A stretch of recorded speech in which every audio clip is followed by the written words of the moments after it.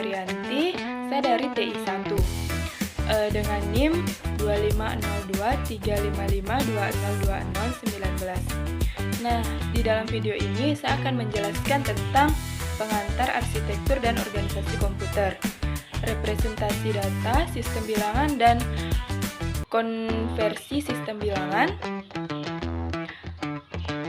gerbang logika, dan lain sebagainya. Selamat menyaksikan. Nah, kita akan masuk pada pembahasan pertama. Yang pertama yaitu pengertian arsitektur dan organisasi komputer. Arsitektur komputer adalah rancangan atau konsep dasar sistem komputer yang mengatur bagaimana komputer bekerja dan menjalankan instruksi. Arsitektur komputer berhubungan dengan sistem instruksi, pengolahan data, struktur memori, sistem input dan output, sedangkan organisasi komputer adalah cara perangkat keras disusun dan saling bekerja sama agar komputer dapat menjalankan fungsi sesuai rancangan arsitektur. Jadi dapat disimpulkan bahwa arsitektur komputer membahas fungsi dan rancangan sistem komputer, sedangkan organisasi komputer membahas implementasi perangkat keras dan cara kerjanya. Keduanya saling berhubungan dan tidak dapat dipisahkan dalam sistem komputer.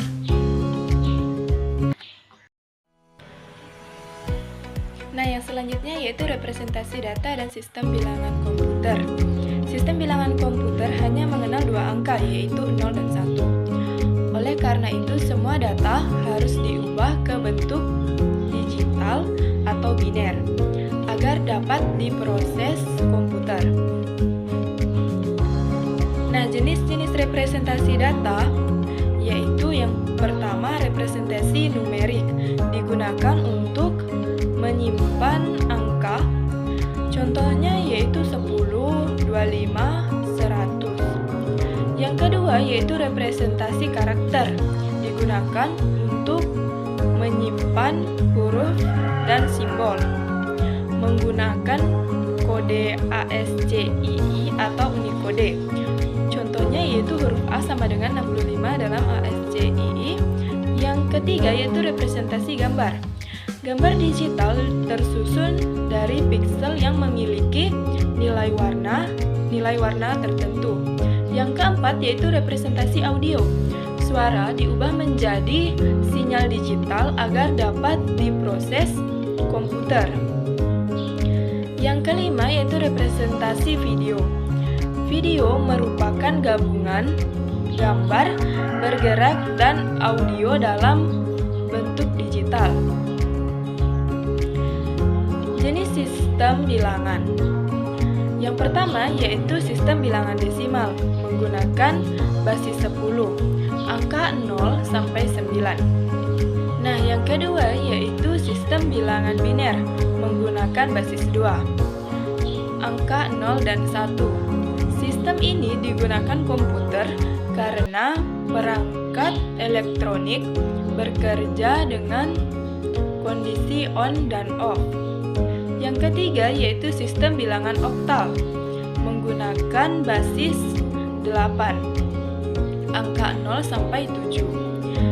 Yang keempat yaitu sistem bilangan heksadesimal menggunakan basis 16, angka 0 sampai 9 dan A sampai F. Konversi sistem bilangan digunakan untuk mengubah angka dari satu sistem ke sistem lain, misalnya dari desimal ke biner.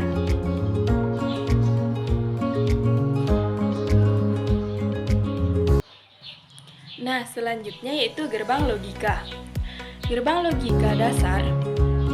Gerbang logika adalah rangkaian elektronik yang digunakan untuk melakukan operasi logika pada data biner. Gerbang logika menjadi dasar sistem digital dan CPU. Jenis gerbang logika yang pertama yaitu gerbang AND, di mana output bernilai 1 jika semua input bernilai 1. Yang kedua yaitu gerbang OR. Output bernilai 1 jika salah satu input bernilai 1. Yang ketiga yaitu gerbang NOT, di mana membalik nilai input. Yang keempat yaitu gerbang NAND, di mana kebalikan dari AND. Yang kelima yaitu gerbang NOR, kebalikan dari OR. Yang selanjutnya yaitu gerbang XOR, output bernilai 1 jika input berbeda. Selanjutnya yaitu gerbang XNOR, di mana output bernilai 1 jika input sama. Gerbang logika digunakan dalam CPU, memori, sistem kontrol, sistem keamanan digital.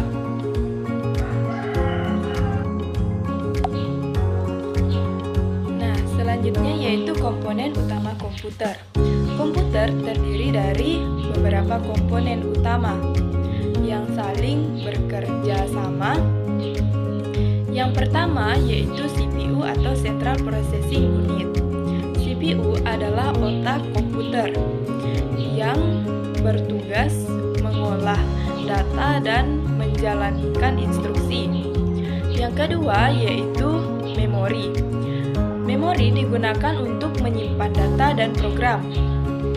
Jenis-jenis memori terdiri dari RAM, yaitu memori sementara. Yang kedua yaitu ROM, yaitu memori permanen. Yang ketiga yaitu perangkat input, digunakan untuk memasukkan data. Contohnya yaitu keyboard, mouse, scanner, dan mikrofon. Yang keempat yaitu perangkat output, digunakan untuk menampilkan hasil pengolahan data.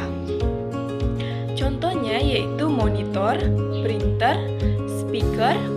Yang kelima yaitu media penyimpanan, digunakan untuk menyimpan data permanen. Contohnya yaitu hard disk, SSD, flash disk. Yang keenam yaitu motherboard. Motherboard adalah papan utama yang menghubungkan seluruh komponen komputer. Yang ketujuh yaitu power supply, di mana power supply digunakan untuk memberikan daya listrik ke seluruh komponen komputer. Semua komponen tersebut bekerja sama agar komputer dapat berjalan dengan baik.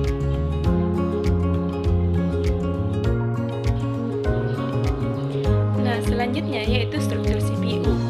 CPU memiliki beberapa bagian penting. Yang pertama yaitu ALU atau Arithmetic Logic Unit, berfungsi melakukan operasi penjumlahan, pengurangan, operasi logika. Yang kedua yaitu Control Unit, mengatur jalannya instruksi dan mengendalikan seluruh aktivitas komputer. Yang ketiga yaitu Register. Register berfungsi untuk tempat penyimpanan sementara di dalam CPU dengan kecepatan tinggi. Yang keempat yaitu Change Memory. Change Memory berfungsi untuk mempercepat akses data yang sering digunakan. Yang kelima yaitu Bus.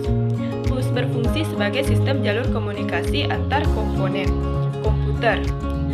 Jenis bus terbagi atas bus data, bus alamat, bus kontrol. CPU bekerja sangat cepat dalam mengolah data dan menjalankan program.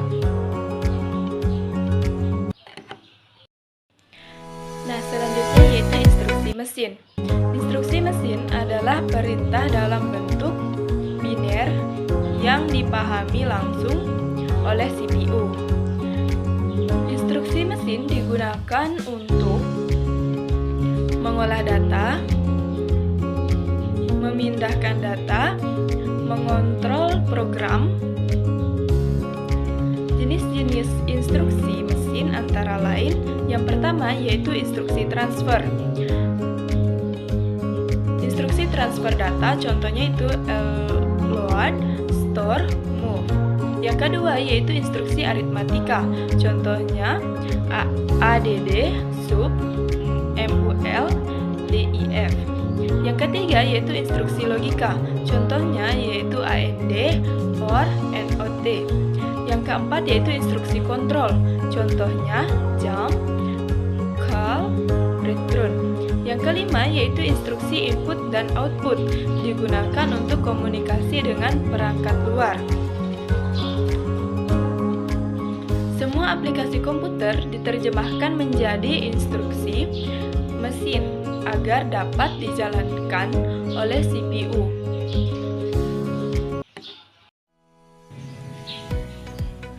Yang terakhir yaitu siklus instruksi. Siklus instruksi adalah tahapan kerja CPU dalam menjalankan instruksi program. Tahapan siklus instruksi yang pertama yaitu fetch. CPU mengambil instruksi dari memori. Yang kedua yaitu decode. Instruksi diterjemahkan oleh kontrol unit. Yang ketiga yaitu execute. Instruksi dijalankan oleh ALU atau CPU. Yang keempat yaitu store. Hasil pengolahan disimpan kembali ke memori. Siklus ini berlangsung terus-menerus selama komputer bekerja. Komponen yang terlibat yaitu program, counter, instruction, register, ALU, control unit, register. Semakin cepat siklus instruksi, semakin tinggi performa komputer. Mungkin itu yang dapat saya sampaikan. Jika banyak